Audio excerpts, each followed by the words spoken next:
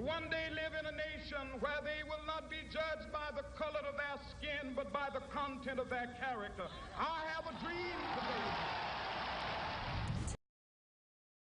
Life and legacy of Martin Luther King Jr. His son, Martin Luther King III, will speak at a wreath-laying ceremony at the King Memorial in Washington, D.C. His daughter, Dr. Bernice King, will speak at the historic Ebenezer Baptist Church in Atlanta. President Donald Trump is encouraging people to honor Dr. King through acts of civic work and community service. MLK Jr. Day was first signed into law in the 80s through President Ronald Reagan. The first national holiday was observed in '86. Locally, several events will honor the civil rights icon. In North Little Rock, the MLK Commission is hosting a day of service, Mega King Fest. That begins at noon, and across the river in Little Rock, Annie Abrams will be honored during the MLK Parade, and that begins at 10 o'clock this morning. New this morning, the Little Rock Convention Civil Rights Trail. Parts of Little Rock will be featured in the trail spanning 14 states. The announcement will be made at Central High School at the National Visitor Center there. It's going to happen about 10 o'clock this morning. Today is also a historic day in Arkansas. It's the first day when MLK and Robert E. Lee, those days are now split. Governor Asa Hutchinson signed this into law last year. Lee's Day will now be the second Saturday in October. Only two states, Alabama and Mississippi, still celebrate Lee and MLK holidays on the same day.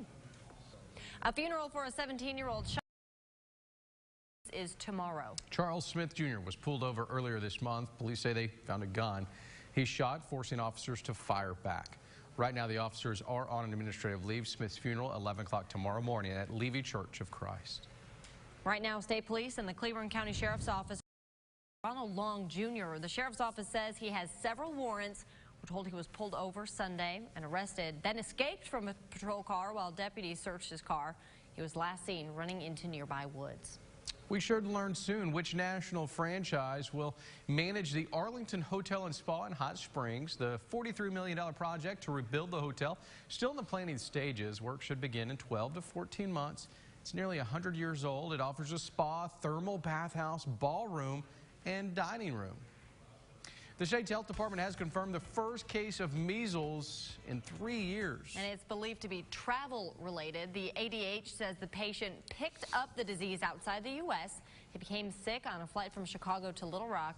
He was then taken to UAMS. The health department is doing everything it can to make sure this is an isolated case.